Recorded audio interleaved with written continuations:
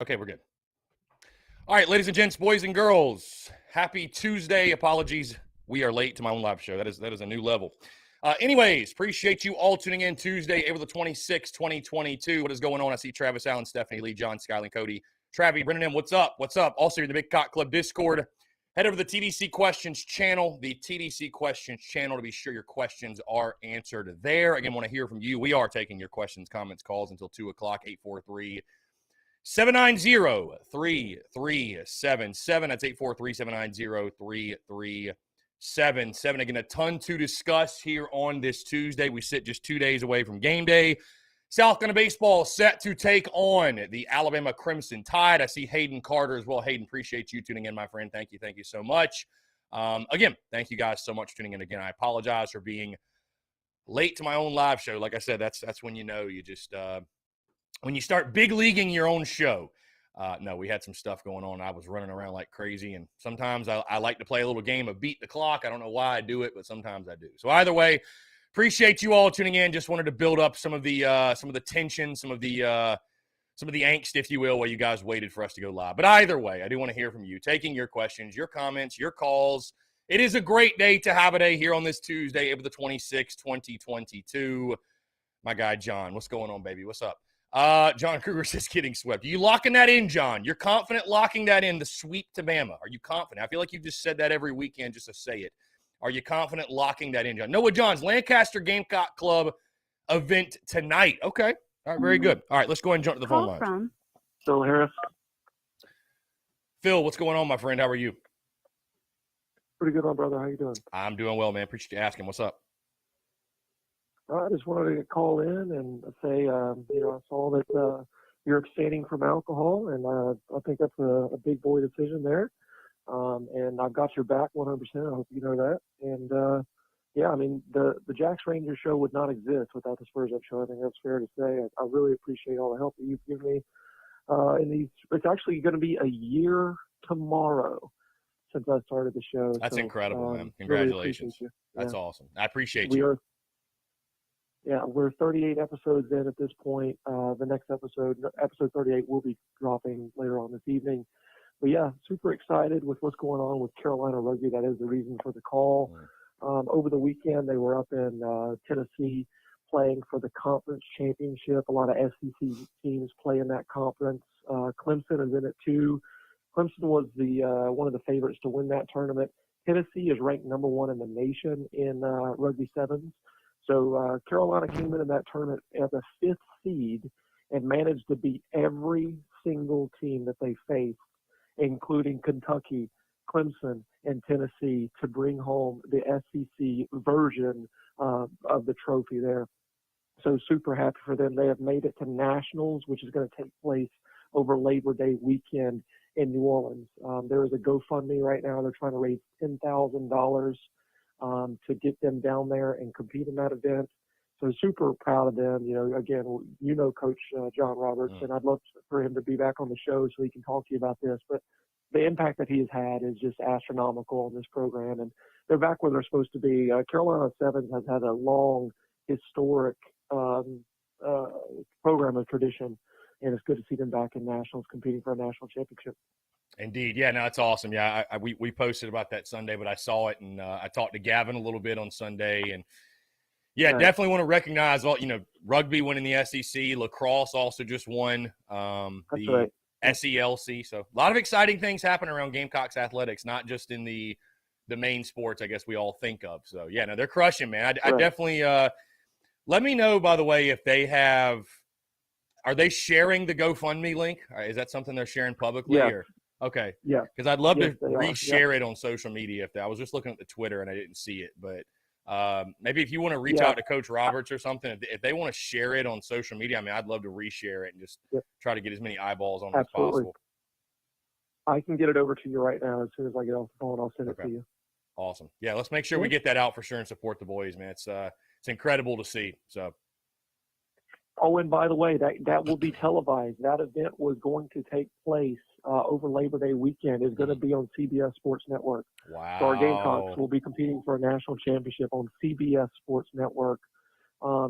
Super excited, man. I love that. It's great for the program. Yeah, me too. So if everybody's not busy, if you're over baseball at this point, you can focus on teams that are winning here at Carolina. So yeah, it's awesome. Yeah, dude, for sure. No, I think most I think most of us are over baseball at this point, but no, yeah, I mean for sure, it's I appreciate the kind words, Phil, and the love and support. And it's crazy to think it's already been a year for Jack's Rangers. So I'm very proud of you and happy to see your success. And I see you've been grinding, man. I get it. Obviously, I get it coming from this side of things, but happy for you. And obviously, again, happy for Gamecock Rugby and heck, Gamecock Lacrosse. And again, it's nice to remind people that it's not just the big three or the big four that we think about. It's that's people ask me like, why do I have certain people on the show and stuff like that? I'm like, anybody that rocks the garnet and black, man, you put your blood, sweat, tears into it. It's important. You know what I mean? So it's awesome. Let's definitely support the boys on the way to nationals. Just shoot me that info and we'll definitely share it on social media for the masses for sure. Appreciate it very much, Chris. And yeah, take care of yourself, man. And I'll talk to you soon. Go Cox. Phil, I appreciate it. Go Cox, man. Thank you so much. Hey, great way to start the day. I meant to mention to Phil also, which I'll definitely text him, but I'm heading to one of Phil's favorite spots tomorrow. That is Universal Studios, in case you guys did not know. Hey, Todd, appreciate you, my guy. Thank you, Todd. Todd Smith with the super chat. Thank you. Yeah, I really, obviously, I didn't bring it up at all yesterday because when I come on these airwaves, I know what's very interesting about the Daily Crow. I don't know, try to spit it out here. What's cool about the Daily Crow is we've built a relationship, I feel like, although it's all virtual, obviously, this is a digital live show.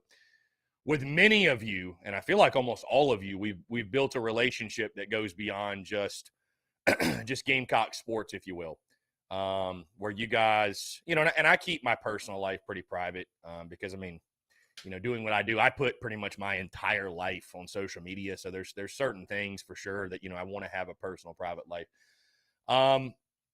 But we have built relationships, especially with the Big Cock Club. Without TDC, the Big Cock Club would not exist, by the way. That's 110% fact. But through those channels, we have built a relationship that I think does go beyond just the Gamecocks. It goes just beyond sports, if you will. And so, yeah, you guys probably saw over the weekend, I've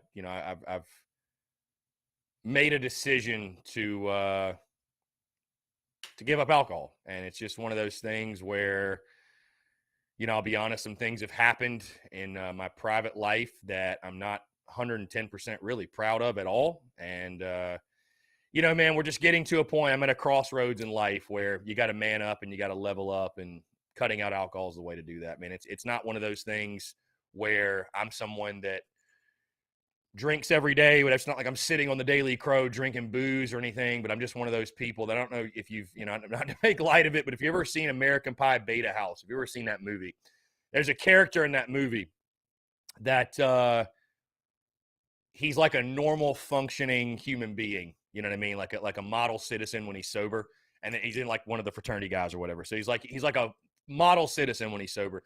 And like the second he sips alcohol, he turns into like a raging maniac. That's kind of what I am, in the sense of like the intentions aren't bad, but when alcohol gets involved, man, like when I party, I really, really party. So just best to cut it out completely. You know what I mean? Just best to cut it out completely. It's a destructive force. It's not productive. And I'm trying to be as productive as possible and trying to level up. And that's not just in business, that's in life, that's in relationships, that's everything. So it was just a no-brainer. You know what I mean? Just like something that I've been thinking about it for a while. I've been saying I was going to do it for a while. So just one of those things where it's like, you know what? I felt like going public. I wanted to be held accountable to something greater than myself. So I appreciate you guys, again, the love and support. And again, I think it's just something that's going to be a positive for me for sure. Thankfully gone are the days of doing like the Daily Crow hungover or making content hungover or just not feeling my best 110%. I've lost days before and felt like I've lost value because I've been hungover and haven't put my best foot forward. And I don't want to do that anymore. I really just don't want to do that anymore. So either way, again, I didn't talk about it yesterday because I feel like we're on these channels, we're on these airwaves. It's all Gamecocks, and that's where I want to keep the conversation. But certainly I know many of you saw it. Many of you reached out, and I truly do appreciate that. And again, I was not putting that out there for attention or clout or to get a pat on the back or anybody to tell me how awesome I am. I just was like, you know what? What can I do that's beyond myself? outside of seeking guidance that goes beyond my inner self, if you will. I think you guys all know what I'm insinuating with that. But I was like, you know what? I've got a bunch of people that, I'm going to put this out there in the universe and be held accountable to something greater than myself and my tight circle and my friends and my family. So anyways, it's a positive. It's a positive. Again, you get to a point, you get to a crossroads. And again, there's some people that can, handle their alcohol and just go through life and it's no big deal. But for me, yours truly, when I party, man. That's just the facts. When I party. And it's just one of those things where it finally just came to a head where it's like, dude, like, it's time to level up. You know what I mean? It's time to level up. So I think it's going to be nothing but a positive for sure. And I appreciate the love and support. Anyways, 843-790-3377. That's 843-790-3377. So I will tell you guys this. You probably saw it on Instagram. Right before we went live, I did post the graphic regarding Cam Smith. And I did this with Spencer Rattler. I was like, you know what? This was a really fun thing the first time around. I'll do it with Cam Smith. In regards to the ratings, our friends over at SG1 Sports, they do the NCAA rosters. And so I wanted to put Cam Smith because he's actually the highest rated Gamecock overall, the overall highest rated Gamecock on the new rosters. And I will tell you this, I strongly considered today doing NCAA content for the Daily Crow, still taking your questions, but not necessarily calls, and just doing NCAA content for the Daily Crow. And I decided against it because this is the last Daily Crow of the week. If you did not know that, of course, tomorrow I'll be leaving, going out of town, really tonight, going out of town. We'll be out of town Wednesday through the end of the week. So no Daily Crow Wednesday, Thursday, Friday. Podcast will drop tomorrow, but no podcast on Friday. But so I didn't do that today because I wanted to give you guys an opportunity and us to have an opportunity to talk together and take you guys questions and comments and everything else, because we wouldn't be able to do that the rest of the week. But especially if things go poorly this weekend with baseball, I told you guys this weeks ago, right, that I'm going to continue to cover baseball. We're not just going to stop and pretend like the season's over and just ignore it. But I'm also not going to shove baseball content down your throat just to do it. You know what I mean? I'm just not going to do that. So, I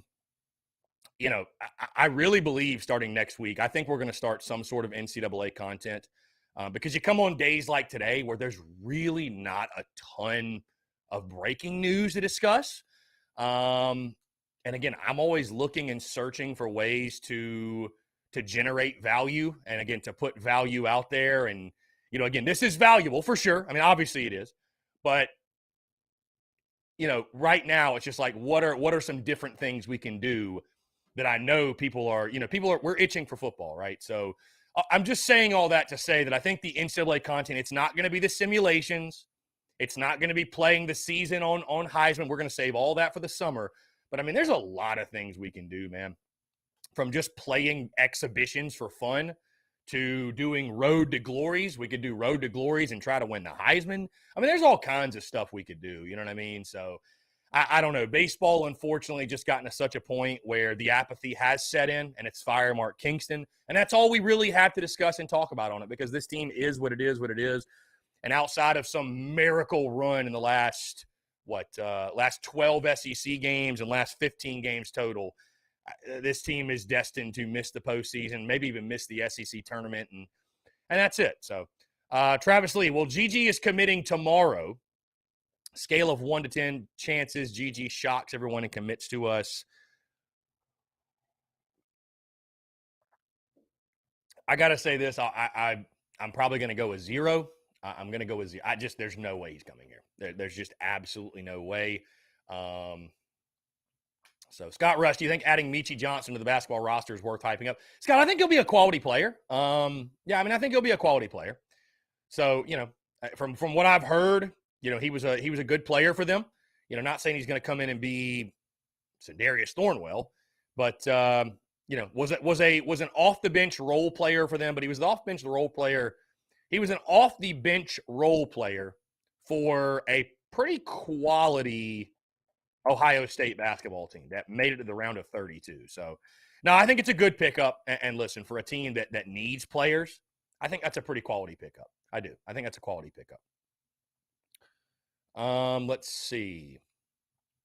Rick Foreman, any intel on these recent silent commits If not, any idea when they'll come public? I really don't have anything for you, Rick. I don't, and I don't know when they'll come public. I know people get a little frustrated because you just want to know, right? We're just all anxious. We all want to know. But no, I have no intel, and I don't know when they'll announce. It's all on the kids. It's all on the kids when they want to do so. I don't know 110%, my guy. So I apologize for not being more of a resource for you there. But I don't know. Jeff Gullish says, with the NFL draft this week, do we have any Gamecocks getting drafted? I think J.J. Nibari definitely gets picked up. Does a Foster get picked up? You know, the numbers would say yes. I'm not 110% sure he will, though. I think Quan White's dude, he's a running back. That's what kills Quan White. He's a running back. Quan White and Kevin Harris. The running back position is just not valued the way it once was. I wouldn't be surprised. I think Kevin might get drafted. I think Quan is definitely a free agent. But, you know, who knows? Who knows? But I definitely think JJ will get drafted. I definitely think JJ Nibari will get drafted for sure. So, again, guys, would love to hear from you. 843-790-3377. That's 843-790-3377. How about this? Congratulations to our boys over at Gamecock Bourbon Society for hitting 3,000 followers on Twitter. They're doing great work. It is awesome to see the Gamecock community when people come together or want to come together or whatever, and they start a cause that brings folks together. Great things happen, and just value gets put out there in the universe, man. So congratulations to those guys, and you'll probably see us doing a lot of stuff together, man. We'll be supporting them, and really appreciate them. By the way, guys, switching gears just a little bit, in case you missed this piece that I posted, and let me get a gauge first. Did anybody read the piece that I put out earlier this morning, titled "Welcome to the Offseason, Where Hope Springs Eternal"? Did anybody read that piece? And if you didn't, it's okay. But I'm just curious. And there's a reason that I'm asking. Okay? There's a reason that I'm asking. And yeah, I think Michi's a nice pick as well. I see you, Courtney Washington, Justin. I think Michi's a nice pickup. We'll see how good he is. I mean, a lot of these pickups, I'm just more so excited to see how players play under Lamont Paris. I know how they played under Frank Martin. I understand what we had under Frank Martin. John Kruger says, haven't gotten a chance. Okay, that's fine, John. Because I've wanted to do this for a while, and maybe this is whatever. Maybe it's not the best idea, but you know what? Why not? So in case you didn't know, and I'll give you guys a little bit of backstory on this article too. Again, dropped earlier this morning around 10 or so. Title, "Welcome to the Offseason, Where Hope Springs Eternal," right? And a fun backstory on this article. So I actually wrote this article, right? This is way before TSUS was ever even a thought, ever even a concept. So I wrote this article. As you all know, many of you do know, I used to work in golf, right? When I was in college and a little bit after college, I used to caddy at a golf course, Sage Valley Golf Club. Shout out to those guys, right? And that's what I did. I was just figuring out what I was doing with life. You know what I mean? Just trying to make it whatever. Trying to finish up school, either way. And I'll never forget, it was April of 2014. April of 2014. I was sitting in the caddy house, which if you don't know, the caddy house is just kind of off the course where you sit waiting to go get your bag and you go on the course, whatever. So I'm sitting in the caddy house, and again, it's April of 2014. South Carolina had just had their spring game like a week or two prior to this date. And we're coming off, of course, the 2013 season, another 11-2 year. South Carolina is being looked at as a top 10 preseason team. You know, all the hype and buzz. You guys remember what 2014 was like. All the hype and buzz going into that fall. And I knew at that point in my life that I did want to do, I knew I had a passion for sports, and, I was a consumer of podcasts and media before I started doing my own, right? So I felt like it was something I could do, but I really didn't know how to start. So I had my own blog. Long story short, had my own blog, right? Had my own WordPress site. which it's actually still active to this day, believe it or not. And I was really just doing it for me. I would write certain articles and just send them over to my friends or whoever. You know what I mean? These are getting like 10 views. But I was doing it for me, right? And so sitting in the caddy house, I say all that to say this, sitting in the caddy house, April of 2014, late April 2014, I just wrote this article. And I had this, I've always felt like the offseason is really, really special, right? The offseason is almost what makes football different from other sports, right? And especially when you're a Gamecock fan and you have to be an eternal optimist and you have to have eternal hope, right? That's what keeps us going. Think about it. We don't show up to Willie B because prior results and prior tradition and prior history tell us it's a wise idea. We don't show up because of the promise of the past. We show up because of the promise of the future, or at least the hope of the promise of the future. And like growing up, I'm sure as many of you did, same as I, through middle school and high school and being with, and Brian Murphy's getting tired of me talking. Brian, sorry, my friend. A little long-winded. I apologize. I'm getting there. But I grew up with buddies, going to the lake and all that. I'm a summer guy. I love the summer, tossing the football around, tossing the rock around, and just counting down the days, playing NCAA football on the PlayStation and like dreaming of kickoff. So I wrote this article sort of to almost kind of reflect that and serve as a demonstration of why I think the time in the offseason is so special. So if you have not read the article, and again, Brian, just be patient with me, my friend. Hey, this is my show, so I can really just say whatever. But either way, title of the article is Welcome to the Offseason Where Hope Springs Eternal. And I'm going to read this article. I've always wanted to put it in spoken word, so I'm going to go ahead and do that. Welcome to the offseason where hope springs eternal. Practices have concluded, workouts have been attended, and spring games have been played. Another spring has come and gone, and all eyes are towards the summer. Fans are left in a daze, watching countless baseball games and counting down the days in anxiousness, waiting for the sight of pigskin flying through the air again. This is a time that shouldn't be rushed, but one that should be relished and enjoyed. There's something special about the offseason to me. Obviously, nothing beats the actual season, but in all honesty, the time between now and kickoff comes in a close second. It's the eternal optimism you feel, the dreams of the season to come and what it could be, knowing your team is 0-0 and has just as good a chance as everyone else. It's going on vacation during the summer, seeing another donning your school colors, and knowing in just over 3 months, they'll become your best friend on a cool fall Saturday. It's riding by the stadium and knowing that soon, very soon, 80,000 plus screaming fans will pack its hallowed walls yet again. It's watching reruns of our favorite old games on SEC Network and YouTube. It's reliving moments of seasons past, both good and bad, and wondering what a new year might bring. It's trying to predict what players set for a breakout year. It's hinging on every piece of news you hear over the summer, hoping you don't hear much at all. It's trash talking your rival with dreams that maybe, just maybe, this is the year you snap the streak. It's trying to predict preseason rankings and overall records with your friends. It's enjoying, quote-unquote, talking season, player banter, promises of victories, and coaches telling of players giving, quote-unquote, championship effort in summer workouts. It's throwing the football with your friends and envisioning your team scoring the go-ahead touchdown late to win it all. It's uniform threads and finding ways to kill time in the offseason. It's feeling like the season's never going to get here before realizing that fall practice is right around the corner. It's SEC media days and hinging on every word coaches and players have to say.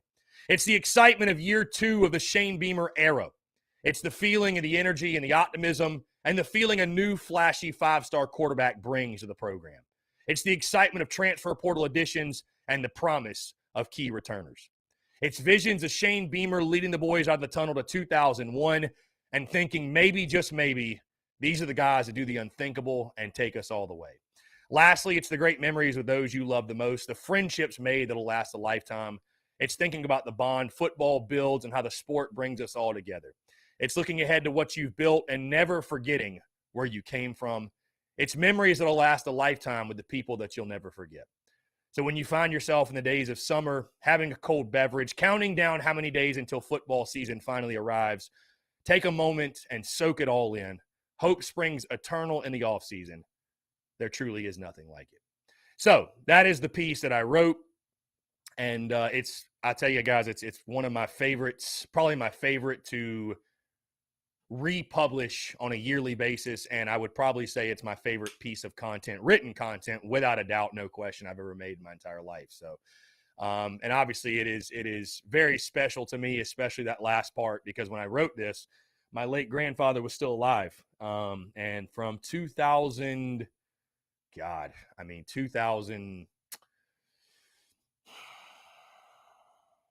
2003, I was playing a lot of travel baseball, so I didn't get to watch all the games. I'd probably say late 2003 until 2008. I probably watched all but 3 or 4 handful of games with my grandfather in the garage watching Gamecock football. 2009, of course, I went to college, so things were a little bit tougher. I would come back. We would watch a ton of games together.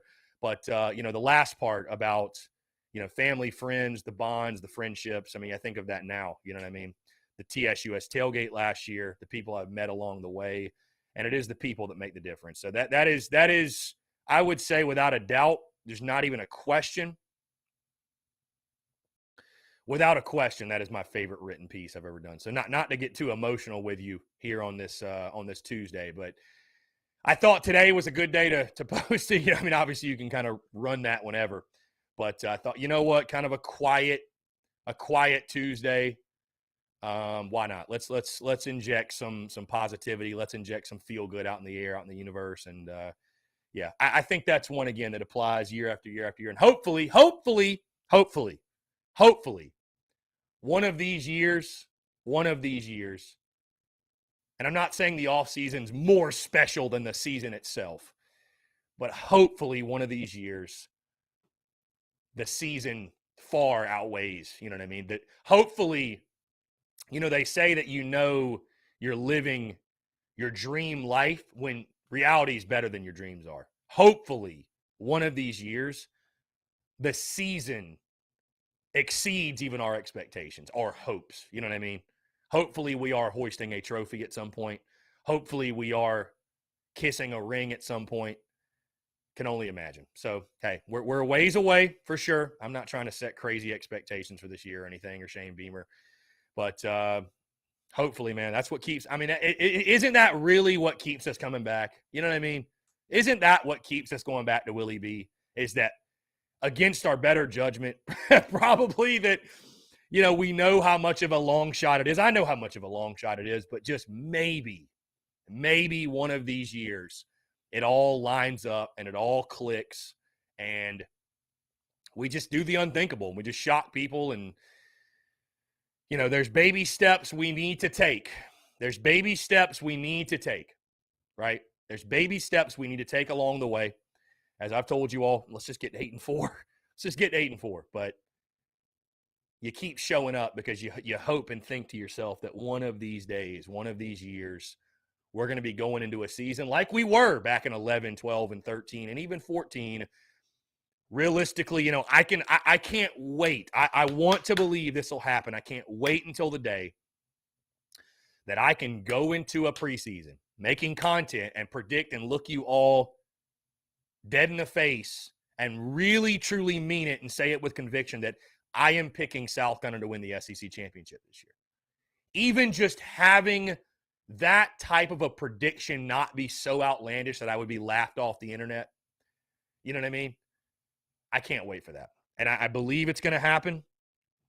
I believe in Beamer. I believe in what Beamer's building. So cheers to it. Cheers that Shane Beamer will get us there. So hopefully I didn't bore Brian Murphy too much with that article. But I've wanted to for a while make that a written word or spoken word type thing.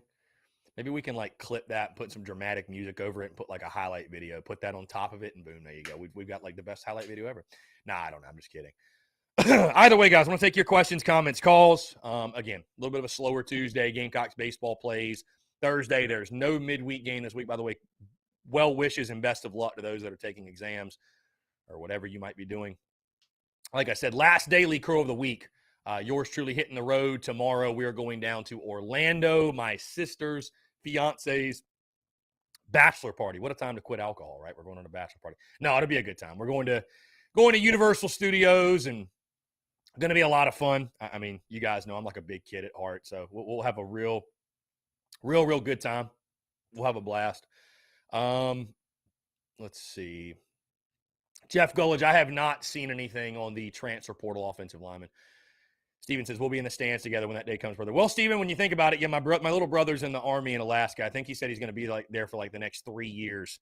You're probably right, Steven, because I don't see that happening before you come Dave back. Garrett. Let's jump to the phone lines. Dave, what's up, man? How are you? I'm doing well. Hope you are too. Be careful on that road. Real quick, you know, I always got your back, and if you ever need me, call me. Getting down to the reason why I called, I had a real good, excellent baseball coach that had a phrase, and I hadn't thought about it in years till me and a former teammate were talking about it. And Bill Dukes was the coach's name. He had a saying that the most dangerous thing in the world is spontaneous efficiency. Spontaneous efficiency will kill the dog shit out of you. I think that kind of fits our baseball team this year. Enjoy your time off, man. Be careful on that road. Talk to you soon. Dave, well said. Appreciate it. Yes, spontaneous efficiency. I'd never really thought of it that way, but that's fair. Yeah, I mean, I indeed. I think that's very fair. Yeah, I mean, this baseball team's got a lot of problems, and I listened to Kingston's 107.5 the game. I was driving down the road, was randomly just caught Kingston's 107.5 the game interview or whatever, and you know, he talks about the amount of freshmen we have in the lineup. And I understand that. Like, I'm not saying you don't. I understand you're playing a lot of freshmen. I understand you have injuries on the mound, right? And so here's the thing. If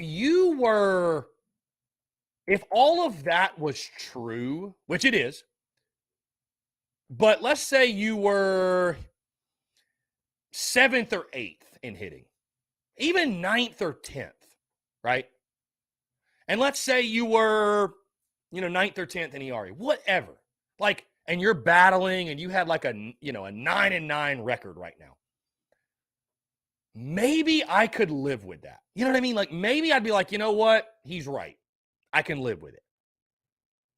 But like, dude, you have the worst average in the league. You are below 500 as a team. You are below, let me say it again. You right now, through 39 games, are below 500 as a team.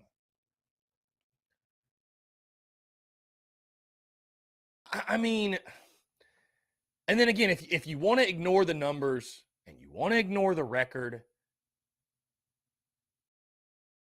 fine. But as I said yesterday, and I've said many times again, the most damning thing, one of the most damning things, and the thing that is so hard to ignore is all of the people that didn't have to come out of the woodworks, didn't have to reach out to me, didn't have to go vocal to those of which of us they've gone vocal to. They didn't have to do those things. I haven't been poking and prodding former players and asking them, well, hey, what do you think about the coach? The amount of former players, both from, decade past, recent players that played last year, former assistants. I mean, the list of folks goes on and on and on. Hey, former parents of players. Oh, I didn't even mention that. Former parents of players. The amount of folks that have come out and said, this ain't the guy. He can't develop hitters. He's bad for players mentally. He's hard to play for. Assistants don't get along with him. Coaches don't like him. He doesn't respect alumni. Like, the amount of stuff that I've heard, that's almost more damning than anything. You know, you can't just do what your former players and alumni want to do because, you know, they won one time. You can't do that, right? That's no way to operate the program. But, man, when you've got the amount of people in numbers that have come out against this guy, there's nobody in his corner. Nobody. I've never gotten a message that said, here's A, B, and C. Here are reasons why Mark Kingston's actually a really, really good coach. Stick it out with him. It'll turn around. I've never heard that from any. And we're talking guys. I mean, I've had guys from the team last year that have said that. So it's like, if they feel that way, why should I feel any different? I didn't play for them. They've got a better vantage point than me or you or any of us. Why should I feel any differently? Like, why am I going to ignore it when it's right in front of my face? And then you factor in the numbers and the record and the disturb. You know, I said it after last year, guys, that, you know, if the hitting didn't improve, yeah, I was going to be very concerned, because it goes from being a 1 year, like, well, you know, we hit a lot of bombs, but we struggled swinging it, to this is a trend now. We can't hit. We just can't hit. Mark Kingston cannot develop hitters. He just can't. I don't know why, but he can't.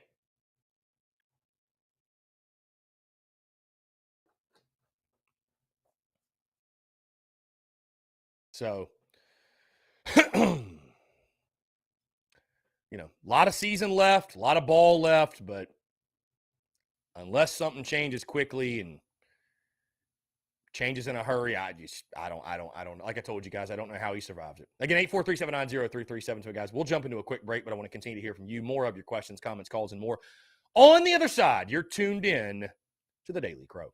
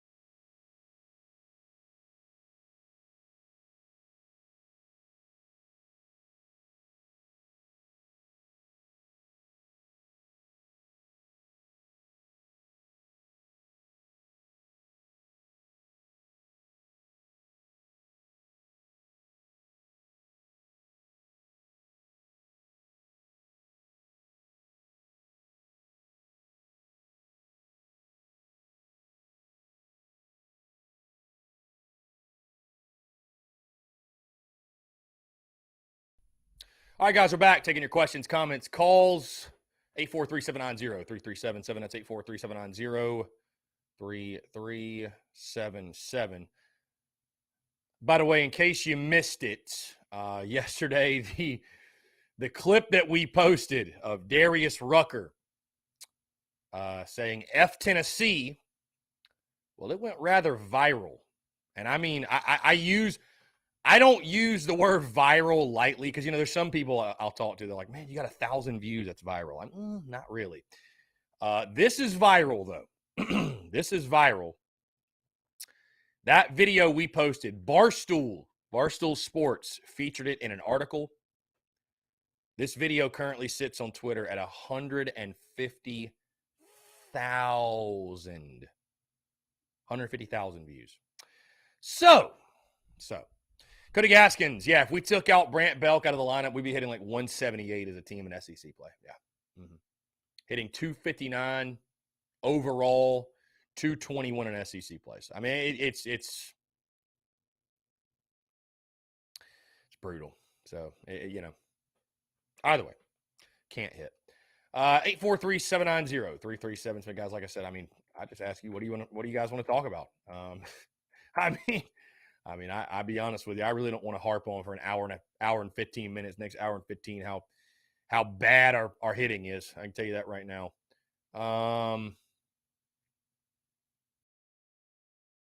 Let's see.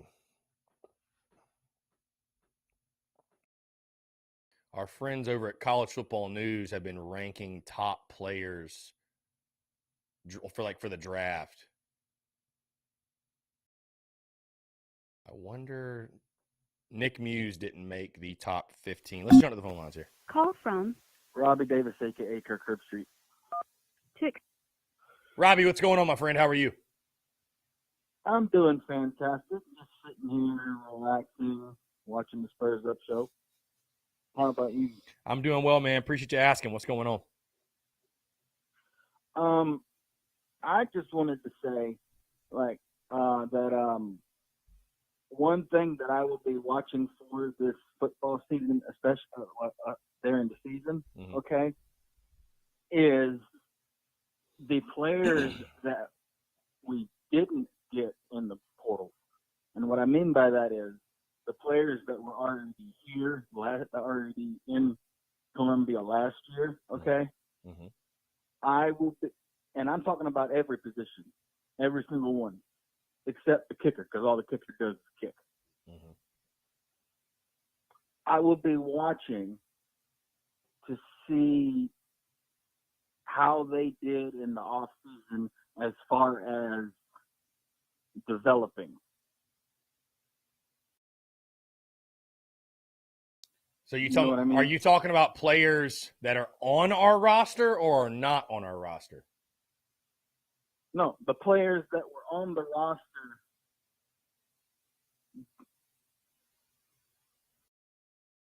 last year, mm-hmm. not counting the transfers. Okay, so you're just talking about you're most looking forward to seeing how guys from last year to this year have developed. Right. Okay.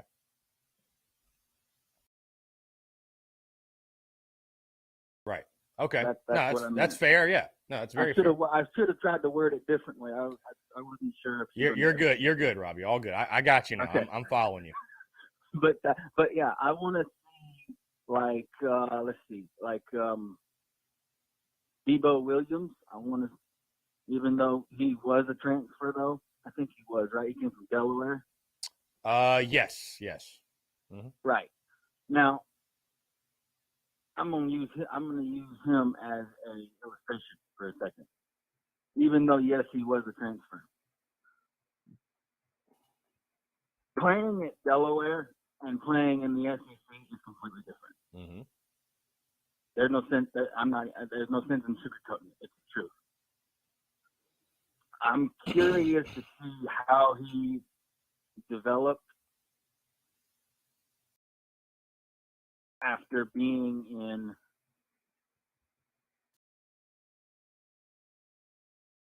the SEC for a year. And I'm curious to see how Green is going to do after the sudden injury he suffered last year out of nowhere. Hopefully, Lord willing, he stays healthy. Because I feel like with him on the field, our defense was completely different. And I definitely think I want to see a major difference between our. I'm hoping that I see a major difference between our defensive line last year and our defensive line this year. I want to be able to see, like, can they shed double teams or get through the line and make a tackle in the backfield? Because I feel like that's one thing that we kind of sort of struggled with a little bit last year, at least in my opinion.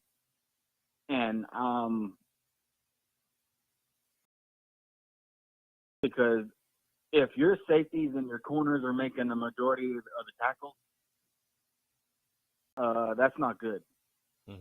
Yeah. That means your defense is playing like trash if your corners and your safeties are making a majority of the tackles. That's not good. They're supposed to be a last resort. That's why they're called a safety, my guy. There's like your safety valve, right? Safety. Yeah. Right. And I'm really with the guys that have came in at the running back position, I'm kind of hoping to see how they do, because I thought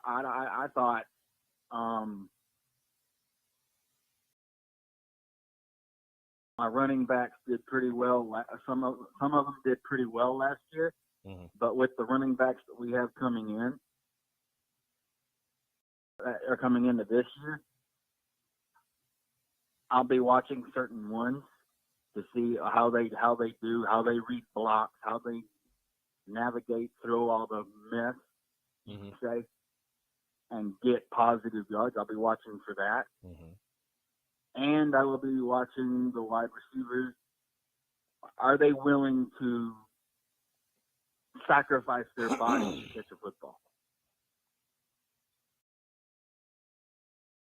Are they willing to do whatever they have to do legally to come down with the football? Because I feel like over the years, over the last couple of years, we didn't really have that, a wide receiver willing to sacrifice their possible well-being for catching a football. And if you play football, you know the risk, right? Because all it takes is one bad thing to happen, and you'll never play football again. That's true. It's a dangerous game, my friend. It's a dangerous game. And I will obviously be watching the offensive line.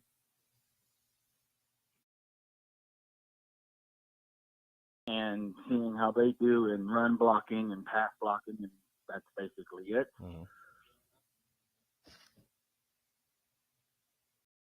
I'm like maybe 5 or 3% concerned about the quarterback room because you say 3% concerned, Robbie?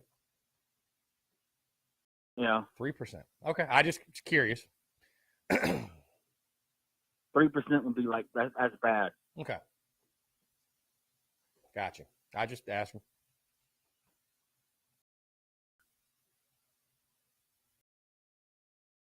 Because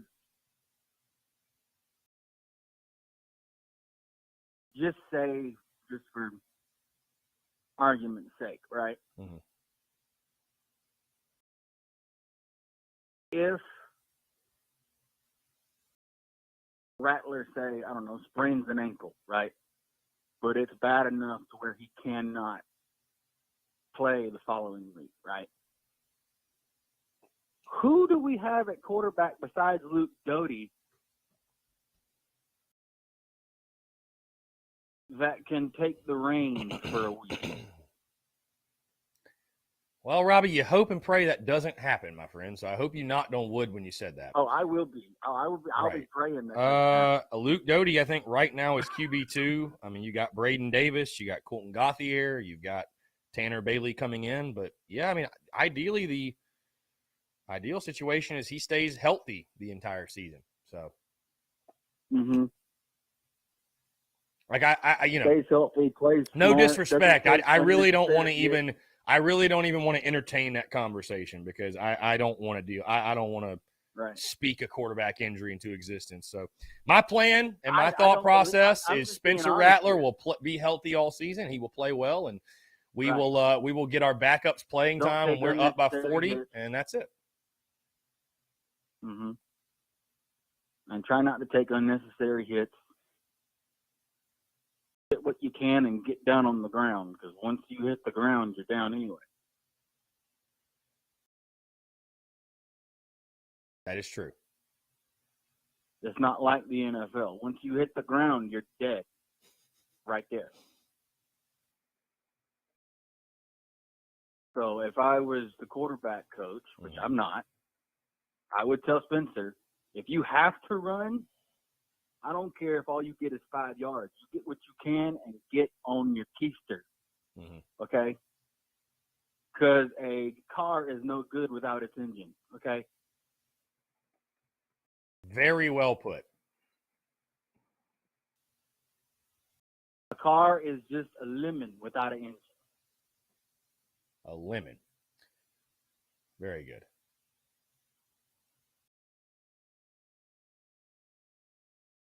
And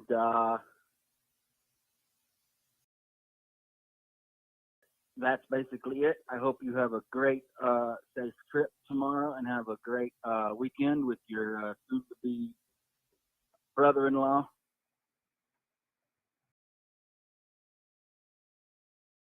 And leave the craziness to me as always. I will do so, Robbie. I appreciate it. All right. Bye-bye. All right. Bye-bye. Great stuff from Robbie Davis. As always. 843-790-3377. That's 843-790-3377. Cody, my Tuesday's going great, my friend. Like I said, last Daily Crow of the week. Podcast will drop tomorrow as normal, but last Daily Crow of the week. Going to be out of town Wednesday through Sunday. So, and do not fret. There will be content bleeding out the eyeballs as always. Might even do like a Twitter Spaces tomorrow, something like that. You know, on the road. We'll be in the car for 6.5 hours or so. So,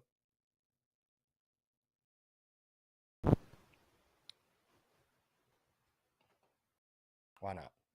Little Twitter Spaces.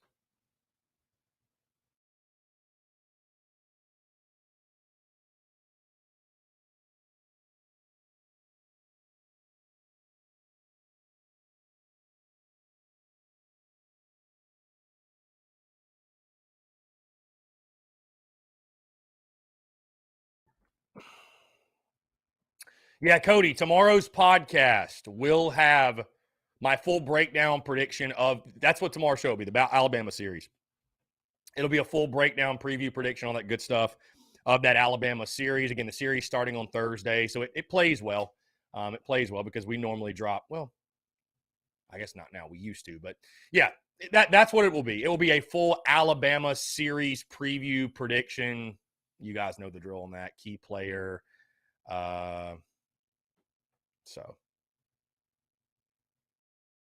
all that good stuff.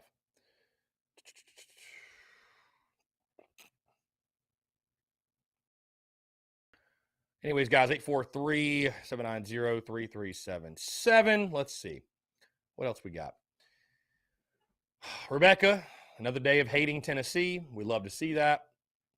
Steven says, head in the Cubs game on Thursday. Have fun. Be safe. It's a great time, man. I don't know if you've ever been to the ballpark, but you should have an incredible time. Hopefully the Braves get it going here soon. It is funny, though, to see people kind of like freaking out. It's like the MLB season is so long. Like, it's so long. It's so long. It's so long. Hey, by the way, let's switch gears a little bit. Our friends over at collegefootballnews.com. You all know I love these guys. I love their work. Well, with the NFL draft upcoming Thursday, they have been dropping position rankings, right, from the college perspective for the draft. And they've been dropping them, the top 15 players, right? Well, if you go to their website and you go to the NFL draft defensive end edge rusher rankings from the college perspective, right? Sitting at number 15, none other than our very own JJ Enagbare. And here's what they have to say about him. They've got the good, the not so good, the NFL draft college perspective thought, and the NFL draft projections. Here we go. On JJ Enagbare, 6'4", 265, the good. Intriguing. He's got a great frame, the potential to play around 275 without losing anything, and he's got the toughness and power to be a matchup problem. There's just enough speed to be okay, but his worth will be as an all-around end who will hold up against the run. The not so good, they say he's not quite as smooth as you might like. In a draft full of fantastic pass rushers, Enagbare is a bit different option. He was good for his 4 years at South Carolina, but he only came up with 15 career sacks and 24 tackles for loss. He's going to be more of a tough guy who will gum up the works than a playmaker in the backfield. NFL draft college perspective thought, as long as you don't care all that much about getting a steady pass rush from him as an end, he'll be a solid part of the puzzle. There's a chance he gets bigger and turns into a whale of a too-quick tackle. NFL draft projection, they've got JJ Enagbare going in the 3rd round. So, I think that's what I've been saying. I think that's what most of us have been saying. 3rd round, 3rd or 4th round. I think that's about where JJ falls. 3rd or 4th round player. You know, there were people trying to say he was like a 1st rounder. No, not even. Let's see. They've got quarterback. They've got. Yeah. Anyways. I think you'll see JJ get drafted. Outside of that, though, I mean, I think Nick Muse is a free agent. I think Quan White, Kevin Harris, maybe Kevin gets drafted, but I think Quan White's probably a free agent. Jalen Foster, I mean, it's maybe he gets picked up, probably free agent. So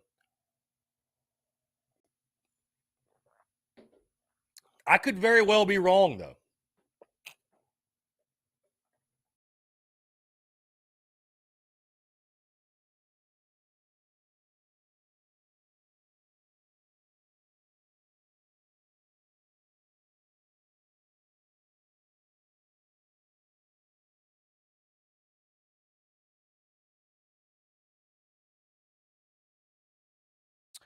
Cody, I appreciate the love, my friend. Thank you.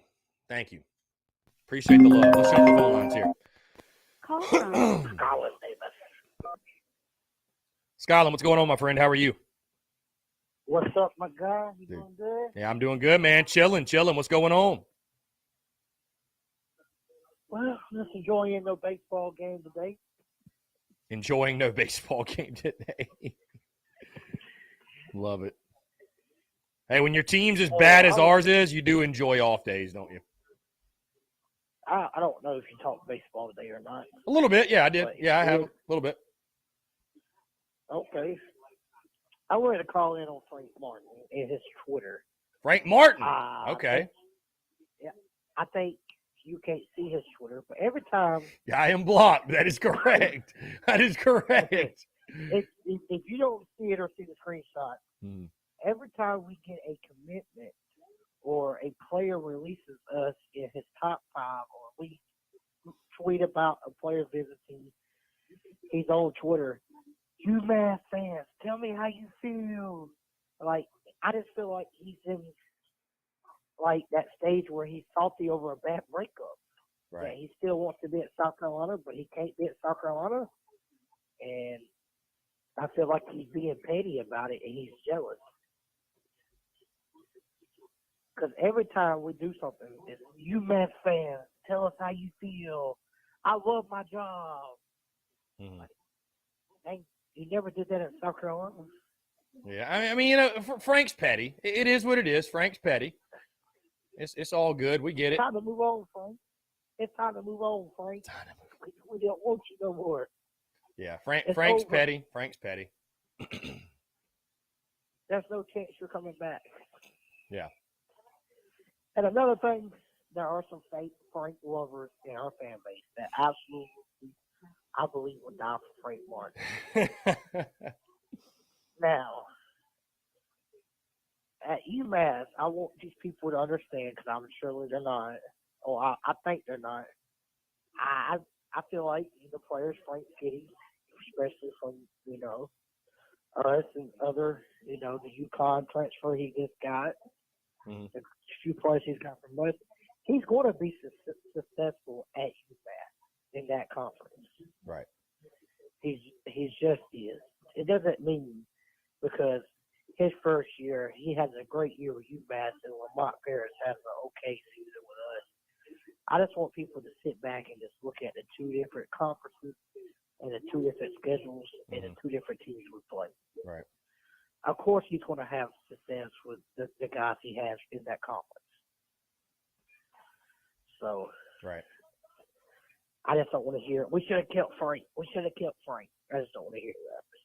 I just feel like it's coming. Yeah, I mean, I don't know. I don't know. But sorry, I didn't mean to get distracted. But Jaheim Bell just tweeted at us. This is such a side note, my guy. Anyways, I don't wish we had Frank back. I'm happy with Lamont. We need to do a change, all that good stuff. So I don't know if you saw, Skyline, this morning. We tweeted out the Cam Smith, like the overall the rating, NCAA rating or whatever. Yeah. So tweeted that. Jaheim Bell just replied and said, "Wondering what mine would be?" ? We'll have to put up Jaheim Bell next. So there you go. Yeah, you got him already? Well, I mean, he's on the roster. Like I have the full roster. I've just been trying to put like some notable ones or whatever. Well, why didn't you do him? He's a notable one. I mean, he is. I've done Spencer Rattler and Cam Smith. I've only done 2. And the reason I did Cam Smith is because he's our highest rated overall player. So I'll do Jaheim Bell next. Why not? Maybe I'll drop that tomorrow morning. That's pretty cool, though. Another thing, if you're Kingston, pro Kingston, to your fan base, like your little friend Rebecca says, Mark Kingston can kiss my ass. Beautiful. Just like she said. Yeah, I mean, that's fair. That's fair. If you don't know, we're batting 178 without Brant Belt. Because Brant Belt is killing it right now. And you know this because I text you every day. But for the people that don't know this, that loves Kingston and think Kingston deserves another year, without your top leading guy in the lineup, you're batting 170. So, Mark Kingston can kiss my ass because 5 years, bad, 5 bad hitting offenses, 5 years out of 4 out of the 5 years you have pitching and never had offense to back it up. Yeah. Time for a change. Fire Frank Martin. Mark Kingston. We already fired Frank Martin, my guy. We already fired Frank Martin. My bad. Fire him again, just for good measure. Just make sure. Yeah. Yeah, fire him again. Oh, man. I would actually love to hear some of the opinions. No, I'm not. Nobody can get disrespected because I respect everybody's opinion. I would just love to hear some of the pro Kingston guys, just to hear their opinions on why he deserves another year. Well, I don't think there's many, my friend. No, but there are some, and I would love to hear what they say about what they believe that he's doing.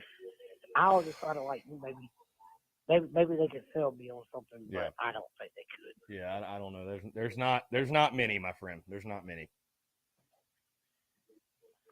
Yeah, well, I'm just really concerned about, like I said yesterday on your show, with everything went on with the board of trustees. He just fired, Will Muschamp 2 years ago, and he had to hire new coaches, and he just fired Frank Martin and hired new coaches as the board willing to really pay.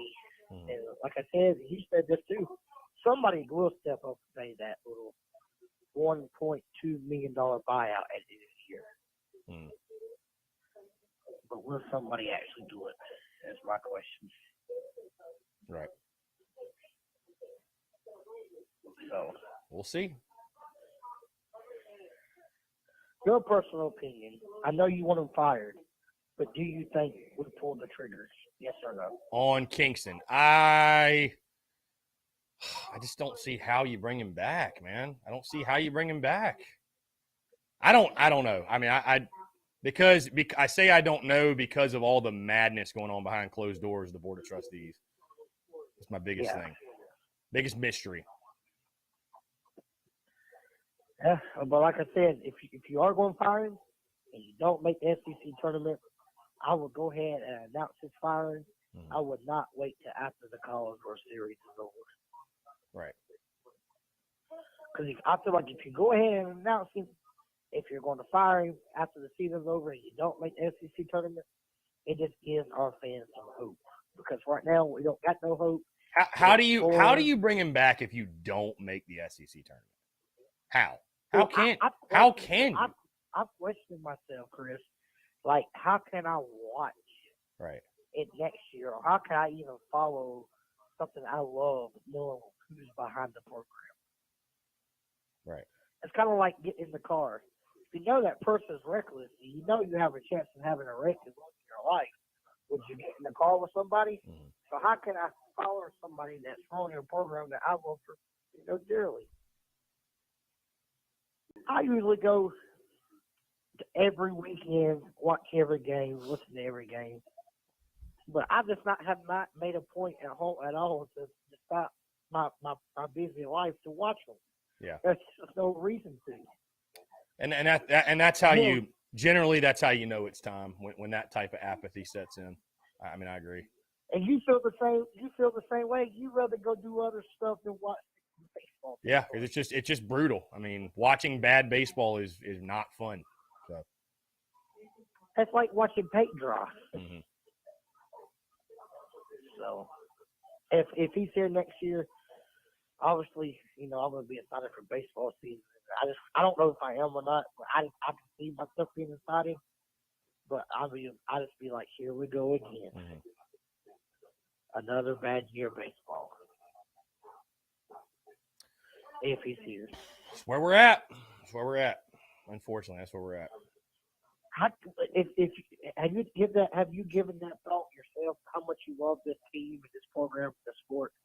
If Mark Keats is behind it, how do you go about next season? Yeah, no, it's not easy. It's not easy. All right, my guys. Well, I just wanted to call in, and I hope all your fans are having a good day. I want to cuss on your show. I want to say fuck the Rob and Kel show for bashing you on their show page. Has that happened recently or what? Yes, it happened like this morning, last night. Oh God! I did not like Rob Sanders. I don't know if you ever seen him, but he's fucking retarded.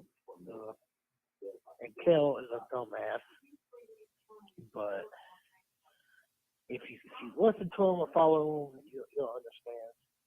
But I don't like them. And they shouldn't be bashing you on their page.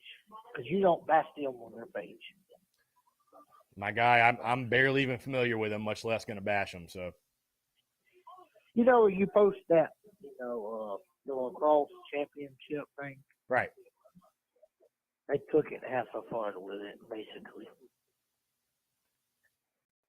Well, my guy, I'm going to support the homies for sure. And I know Peter Candela very well, who's the head lacrosse coach. And, all the sports matter, my friend. So I'm not going to apologize for for that. Oh, So no, apologize. yeah, that's Let me ask you a question. that's This small is why I minds don't- if you think that way. That's small minds, but whatever. Like I said, I don't even know. This is why I kind of realize they don't know football. To my point, someone had asked him the other night.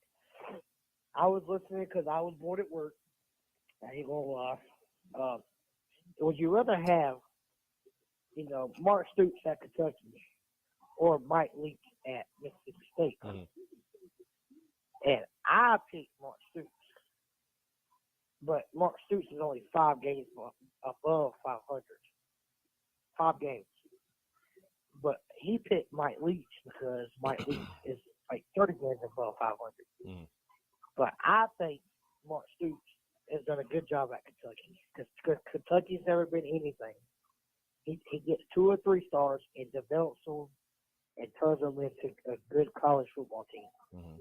So that's why I would pick Mark Stoops over Mike Leach any day. Right. And he basically cuts everybody out, calling them an effing idiot. They don't know football, and he was just pulling out stats. Not quite the way I'd suggest to build a platform, but whatever. Whatever. But who would you rather have, Mark Stoops at Kentucky or Mike Leach at Mississippi State? If you had to pick a coach between them two,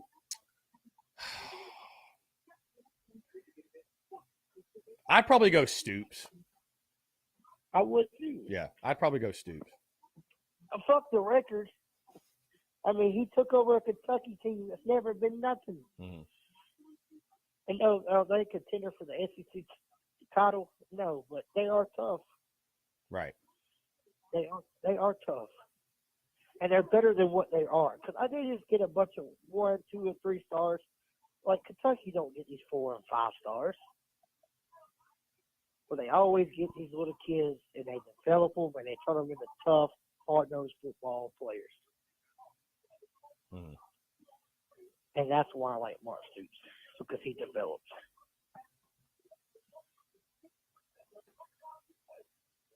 All right, my guy. Well, I won't get off here. Good luck this weekend. I will come down Saturday for the game. I ain't got nothing else to do. So I'll be down there Saturday. Gotcha. My brother, I appreciate you And calling in, my dude. Always a pleasure to chat with you. And I hope Will Sanders shoves and he gets us the wins. Let's hope so. Hey, one question, one before I go. Mm-hmm. If we keep Keaton or if we fire Keaton, Adam, which of the two do you see more transfers happening? If we keep him or if we fire him?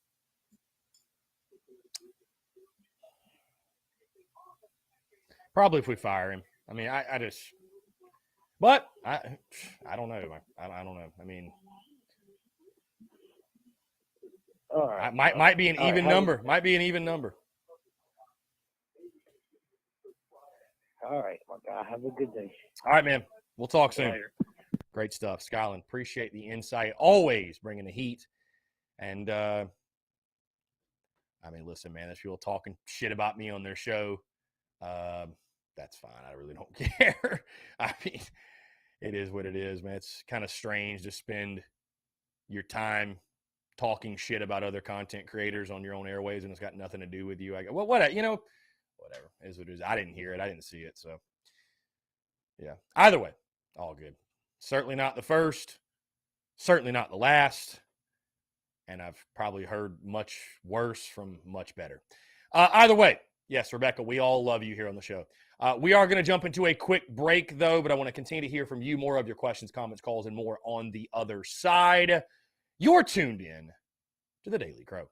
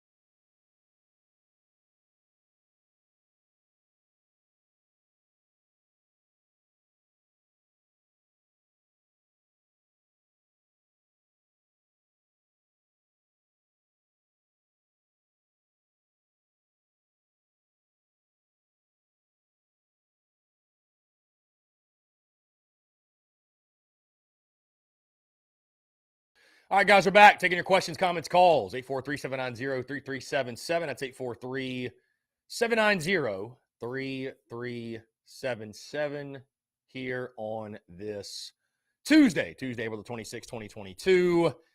You ever walked outside and said it smells like rain? That's exactly what I just did about 5 minutes ago. It does smell like rain outside. I think the rain is heading to Columbia. But, yeah, either way, guys, hope you're having a fantastic day. Appreciate you all. As a quick reminder, if you did not know, no Daily Crow the rest of the week after today. So if you got any questions, comments, anything you want to say, call in right now. Leave your comments. But we will be out of town tomorrow through Sunday. So no Daily Crow the rest of the week. Podcast will drop tomorrow as normal. No podcast Friday. So just to give you guys an update. But content will be bleeding out the eyeballs. I will be keeping up with watching the games against Alabama. We will have content for you. Do not get it twisted, of course. Content never stops. Probably going to have some pool content later this week. Might have some theme park content. But either way, there will be content. Travis Allen says, Chris, do you think we stick with the same defensive scheme this year? Also have a safe trip. Thank you, Travis. I think the scheme will be similar. Yeah. I think the scheme will definitely be similar. I mean, I believe in what Clayton White's doing. I like his scheme. I like his system. I think he's a great defensive coach. Torian Gray obviously proved himself last year with the makeshift secondary. And, now you got Cam Smith, who I think is regarded as one of the best in the game and one of the best in college at least. And you got some really, really good young players back there. I mean, you signed 6 defensive backs, 6 freshman defensive backs you signed. And you brought guys in from the portal, guys like Devontae Reed and, so you should be solid there again. I will say, I'm not doubting the defense, but that is my question. Everyone wants to talk offense. We all want to talk Spencer Rattler and the offense because that was the problem last season, right? And while I understand that, I do have question marks regarding the defensive side of the football. And I've talked to you all about this before. My biggest one is this. We saw this happen in the previous regime, and I'm not trying to compare the previous regime to this one, but we've seen a defense at South Carolina that made a living getting the ball off people, forcing turnovers, and that's what led to their success. Followed up by a year in which those turnovers didn't come at nearly the rate in which they got in the season prior, and the defense suffered because of that. My question for the 2022 Gamecocks defense is this. Because you lose Jalen Foster, who was a turnover machine, and your defense was so opportunistic a season ago. If the turnovers are not coming at the rate in which they did a season ago, will you still be a high-quality defense? Will you still be able to make big plays? Will you still be able to make stops? Will you still be able to get off of the field? Because as we all know, turnovers, I don't want to call them luck, because a lot of it's coaching, right place, right time, instinct, right? Good players make their own luck. But to a degree, you do have to get lucky to get the ball to bounce your way and get some of those turnovers. So, again, my question mark is this. I feel confident in what Clayton White's doing, Torian Gray, Jimmy Lindsey, that entire defensive staff. But if you don't get the turnovers at the rate in which you got them last year, can you still be an above-average defense? That is my question. I feel confident about this group, but everybody wants to talk offense going into this year, and I understand that. I get it. I get why. Number one, offense is more fun to talk than defense. Would anyone disagree with that? Offense is more fun to talk than defense. But I feel like Travi and I have said it time and time again. Couldn't stop the run last year. We just couldn't stop it. And as Coach Lawing said, hey, don't brag about don't brag about how good your pass defense is. Because all you're telling teams is you can't stop the run. and we couldn't stop the run last year. We have not been able to stop the run at an elite level God, it feels like forever. I don't really remember the last time we could stop the run consistently. So,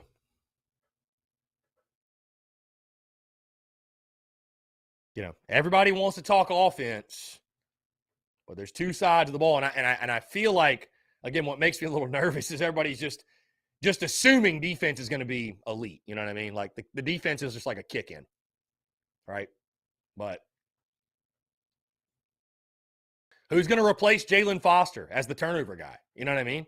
Because it just seemed like he was always in the right spot. Will Korb says over under 8 sacks for Birch. Will, I'm going. There's nothing that tells me I should take the over there. Nothing. Absolutely nothing. I hope I'm wrong, because I'd love to see Jordan Birch finally emerge and be the guy we all hoped he'd be. He had 1 sack last year. He has 1 sack in his entire career. You think he's going for 8? Not a chance. Not a chance. 8 sacks? No way.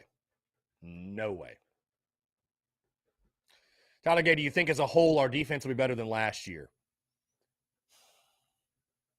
Well, see, that's a great question, because, again, do I think as a whole, like the roster, top to bottom, is it better? Yes, probably. But, again, then you lose Foster, though. Who's the guy? Who's the guy? In the defensive backfield, who is the guy? I don't know.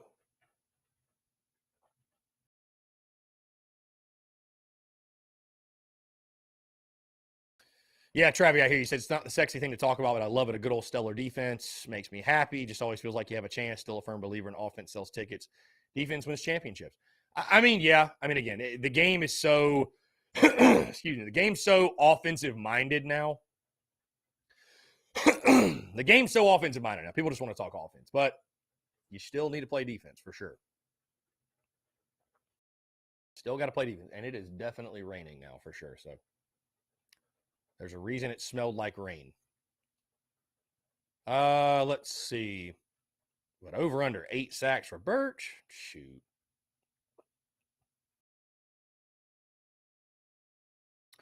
Definitely under. Talking about guys got 1 career sack.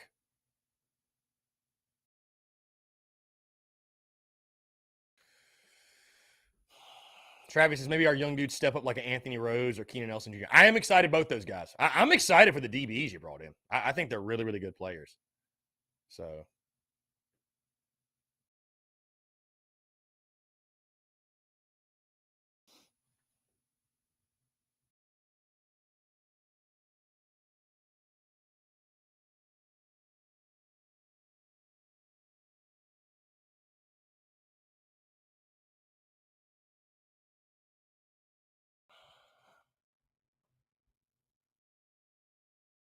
Let's see. Again, guys, like I told you, let's jump to the phone lines here.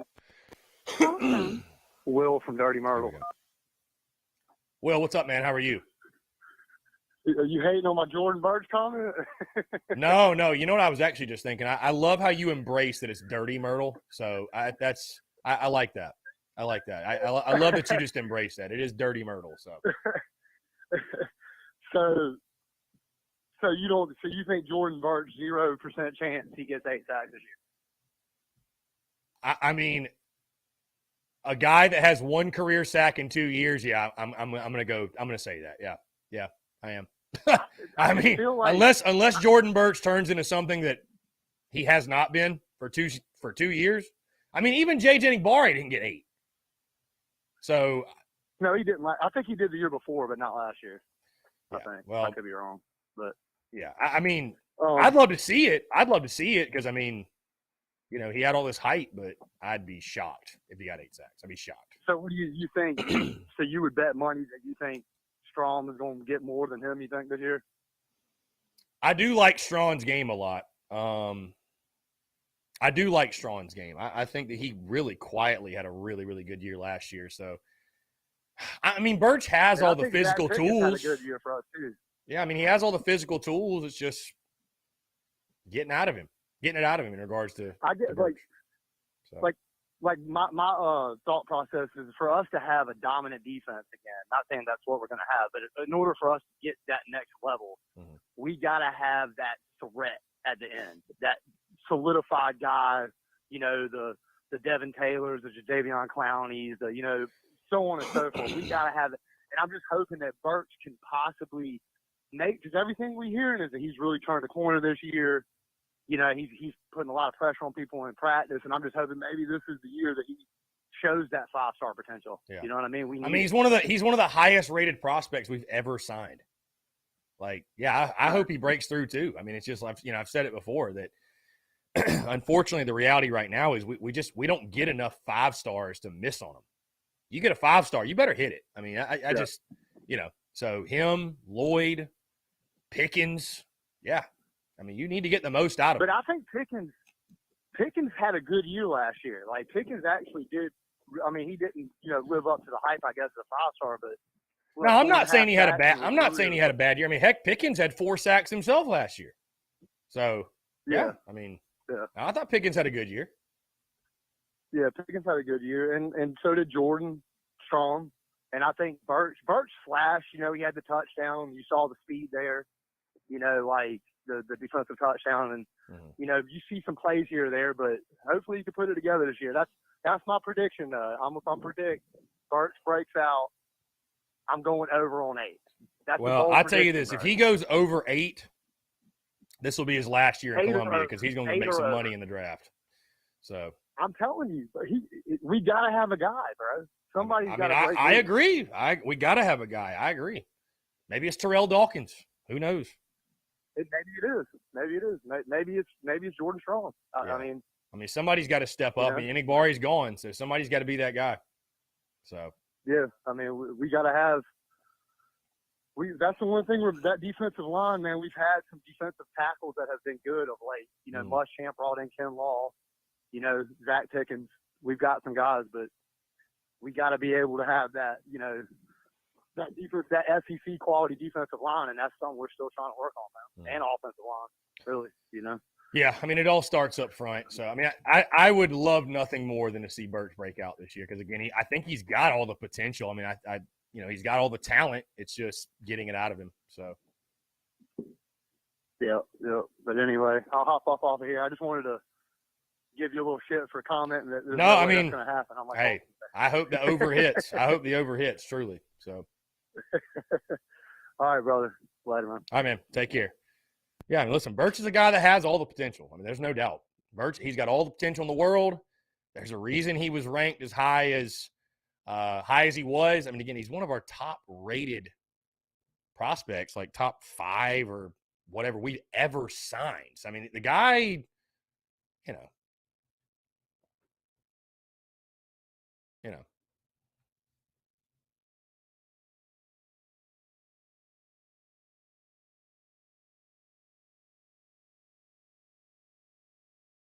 Anyways, Joey Guyton, any more players at the portal this week? What's the numbers at? None this week, but it probably will happen because May 1st is the date that you have to hit the portal. I mean, you can hit the portal anytime. If you hit it after May 1st, though, you can't play this fall if you hit it after May 1st. So I wouldn't be surprised if you saw a couple more. Maybe not, though. I mean, we've had a decent number hit the portal already. I think you'll definitely see it across college football, though. Guys are going to hit the portal daily, for sure. So,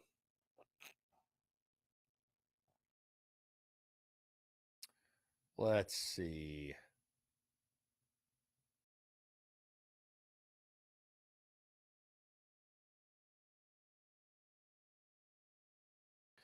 Again, guys, let's see. Trevi says, you've probably seen that old Coastal coach saying we don't need need more dogs. Now, I've definitely seen it, yeah. We need nasty guys up front. I mean, you look at those 2010 to 13 teams and those defensive lines, and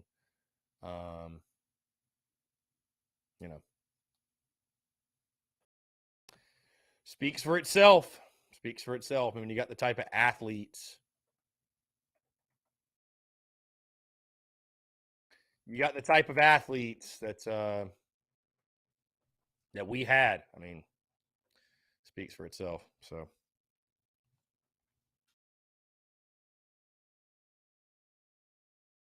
By the way, in case you missed it this morning, I posted Frank Beamer in the Beamer ball hat. So is that, and for those that don't realize, that was actually an old picture from last year, but I thought, you know what, why not repost it?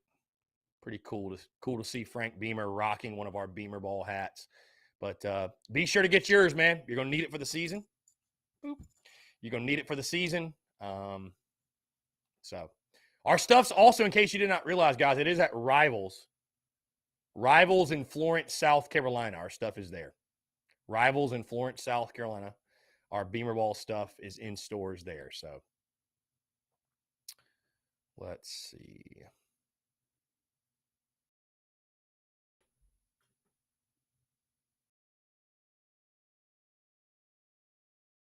Yeah, Travis Ingram, Devin Taylor, Kelsey Quarles, Jadeveon Clowney. The list just, dude, Aldrich Fordham. The list goes on and on, man. We had dudes up front. Dudes up front. Eric Reese, what's going on? Appreciate you tuning in. Dude, if G.G. Jackson goes to UMass, whatever, bro. Go ahead. I mean, go. Hey, whatever. We don't play him. Go do your thing, babe. Go do your thing. If you're that committed to Frank Martin, go ahead. Go ahead. If I had to predict, though, I think Gigi's going to UNC. That seems like the spot. Yeah, Gerald Dixon. Yeah, the Dixon brothers.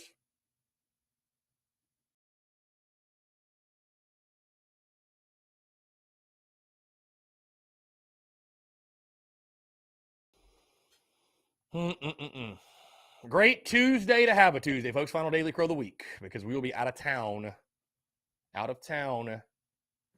tomorrow through Sunday. Looking forward to it. Going to be fun. Going to be fun to switch things up a little bit.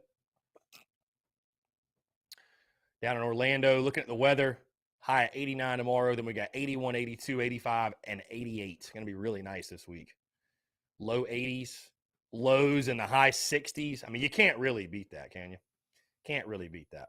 So it's going to be very, very nice. Going to be very, very, very nice.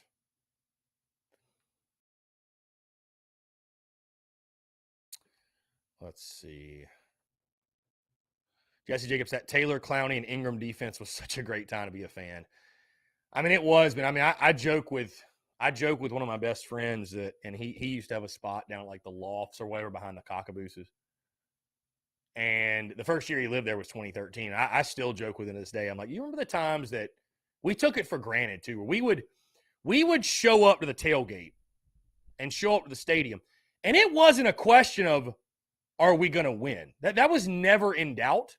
The question was just, well, how much are we going to win by? Is it going to be close? We're going to blow them out? Like, it was never in doubt. And now we just pray that we get a dub. All right, let's jump to the phone line. Tommy. Here we go. Tommy, what's up, man? How are you? I'm good, Chris. How you doing? I'm doing well. Appreciate you asking. What's going on? Hey, I was going to make a couple comments, and I figured I'd just call you instead. I want to say, if Jordan Burks has 8 sacks, we're going to win a lot of football games. I would agree. And I do believe we're going to be much better stopping the run. I feel more confident in our run stoppage than I have in a long time. Hopefully, maybe I'm overconfident, but I feel like we got some ammunition on the defensive line as a whole. I mean, that big number 6 on the other side, he's a monster. Yeah, no, for sure. I mean, we do have some talented players up there. So, I mean, you would think we're going to be better stopping them. I think a lot of that falls on the linebackers too, man. I think Sherrod Green and Kaba and Stone Blanton, and, we got to get more out of them.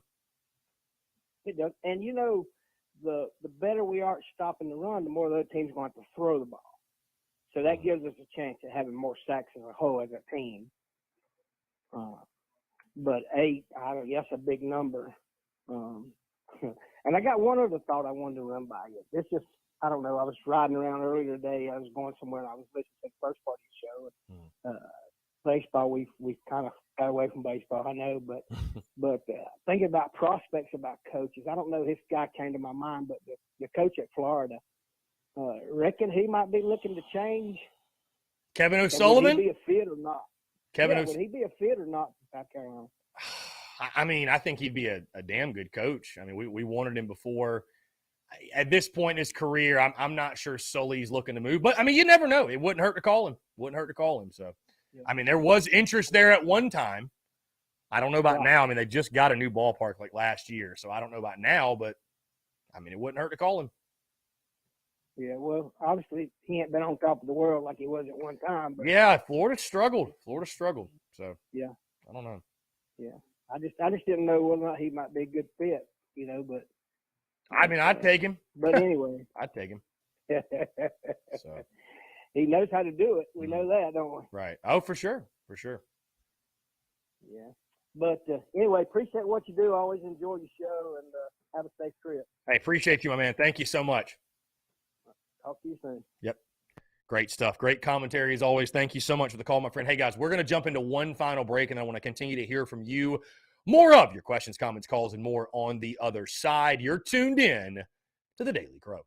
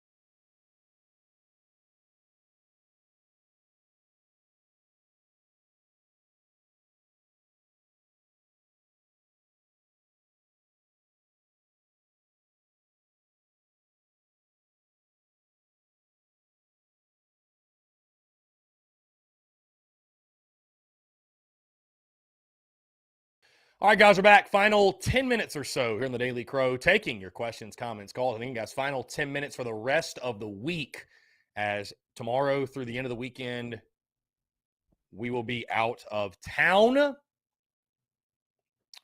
We'll be out of town. So, Jeff Guller says, do you think Juju will be our punt returner, kick returner this year, or do you think somebody else would be better? I'd like to see Juju back there. I mean, you know, it's let's make special teams exciting again, bro. I mean, we've seen it, man. When we had Debo, how big of a part of the game it can be, and you know, why not? I mean, God, I think Juju would be incredible back there. I mean, you don't want to overuse a guy or put one of your primary guys at risk necessarily, but I mean, dude, special teams is a huge part of the game, man. It is a huge, huge part of the game. So I would say, why not? I mean, I think with his agility, speed, I think he'd be a great fit back there. So, you know, I mean, I know special teams isn't nearly as big a factor as it used to be because everybody's just kicking the ball at the back of the end zone and whatever. But I mean, it is a if you can win. And listen, I don't think any of us need to tell Shane Beamer what to do. Mr. Beamer Ball himself. We don't need to be telling Shane Beamer what to do in regards to special teams. But, I mean, you know, I think that'd be wise to use him. Get your athletes on special teams, man. Get your athletes on special teams. If you can win that facet of the game, especially, you know, when you're a team like South Carolina. We talked about this last year, right? We talked about it last year that you're a team like South Carolina. You play a team like a Georgia, an A&M, a Clemson, or whoever. You know, games where you're underdogs. If you can win that facet of the game, I mean, you're just giving yourself a leg up, giving yourself a better opportunity to pull a big upset or you know, make a game interesting. So, again, I don't think any of us need to tell Shane Beamer how to operate special teams, but, yeah, could be huge for us. So, I'd like Juju back there. I'd like Juju back there for sure.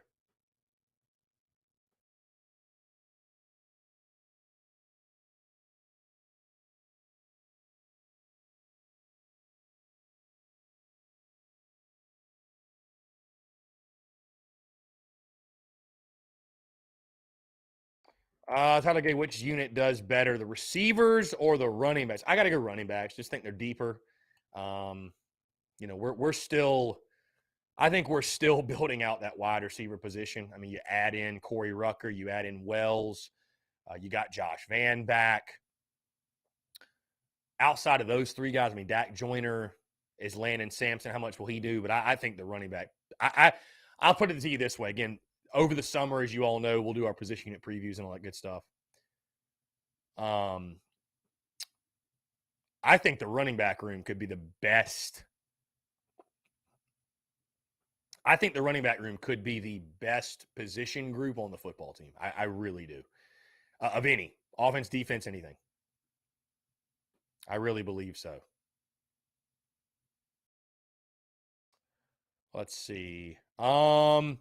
Our friend Brad Crawford dropping his post-spring top 25, or this is 24/7 Sports post-spring top 25, and they voted on it. Gamecocks are not in the top 25. They said teams who received the most points in our top 25 but fell short of the rankings were Wisconsin with 15, Miami with 14, Cincinnati with 5, and then South Carolina with 4. And, you know, I'll tell you this, guys. Let me go on record and say this. Do I think we should be ranked in the preseason top 25? No. I don't think so. Not yet. I mean, I think we need to prove ourselves as a football team. I think putting us in the top 25 in the preseason, I think it's a little strong. I think it's a little bold. I think we need to prove that we can win on the line of scrimmage offensively and defensively. You know, seeing these polls, you know, and preseason polls are fun. They're meaningless, but they're fun. You know, seeing like Big Game Boomer, and there's others that have South Carolina like ranked 20th. Like, that feels so – like, what have we done? I mean, I know we've added guys to the portal. I get that. I know we added Spencer Rattler. I get that. But I'd almost rather start unranked and earn it than just get all this. And I like preseason hype. That's not what I'm saying. I'm a fan of preseason hype. Hype's a great thing. It means you're good. It means there's a reason you're being hyped, right? But, ranking us in the preseason, it feels a little aggressive in my opinion. It does. It feels a little aggressive. So I got no issues with us not being in the preseason top 25. I don't think we should. Maybe I'll do my own preseason top 25. I wouldn't put us in there. I think we're on the edge. I think we're like 27th, 28th, 30th, something like that. I don't think we're top 25 preseason. I think you take care of your business against Georgia State. I was going to say you do it handily. Maybe you're ranked, but go beat Arkansas. You want to be ranked? Go beat Arkansas. Yeah, I'd have us in the top 35. Tyler Gay, I just said 28, 29, 30, something like that. Go beat Arkansas. You'll be ranked top 25. So, I just think, and listen, if we're ranked in the preseason, I'll be cool with it. That's great. Cool. I'd love to see us ranked.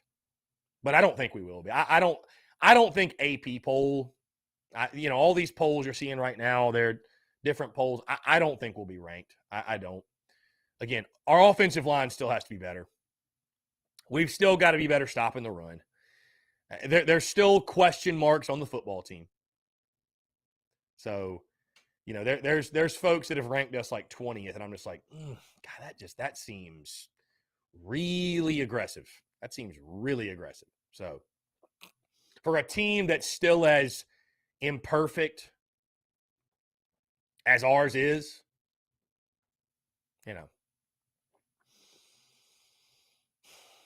yeah. Let's see. Mule, I love the username. Says Juju McDowell, 1,000 yards. Dude, Juju's a freak. He's a beast. I could see it. Wouldn't I? I'll tell you this. If we have a 1,000-yard rusher, we're going 8-4 at worst. At absolute worst. If we have a 1,000-yard rusher, we are winning at minimum 8 games. Because what that will tell me is this offensive line is much improved. We're getting a push up front, which I think will also mean that Spencer Rattler is getting time to throw, which I think will turn into a lot of touchdowns. We're scoring 30 points per game. Yeah, we have a 1,000-yard rusher. We're winning a lot of football games. Jeff Gullers, Arkansas opens with Cincinnati. Would you rather than blow Cincinnati out and be overconfident playing us or lose to Cincy and come out pissed? Jeff, I don't think it really matters. I think people make a lot of, those type of scenarios. People make a lot of that. But, dude, it's the first SEC game for both teams. Both teams will be fired up. Arkansas wants to win for obvious reasons week 1. But win or lose, I just don't see a scenario in which Arkansas, I don't see them being overconfident and overlooking us and not being prepared to play in the first SEC game of the year. I just don't. At home, I don't see it. Tommy Wallace, what about a 1,000-yard rusher and Birch has 8 sacks? We're going to the Natty. I don't know. We'll have a really good year. We will have a really good year. 9-3, who knows? Who knows? Hey, guys, we've hit 2 o'clock. That's going to do it all for me. Appreciate you all tuning in. Like I said, stay tuned to the podcast that will drop tomorrow. No Daily Crow for the rest of the week. So this is the last time we will chat until Monday of next week. But again, stay tuned. Content bleeding out the eyeballs. Yours truly going to be all over social media. Guys, again, thank you all so much for the comments, the calls, the banter, everything else. Appreciate you all. Be safe. Enjoy yourselves the rest of this week. We'll talk next week. Again, thank you all so much for the continued love and support. John Kruger, thank you. Everyone, thank you for the well wishes, the support, man. It means the absolute world. Hey, until next week, guys, appreciate you all tuning in. Have a great rest of your Tuesday, and we'll talk.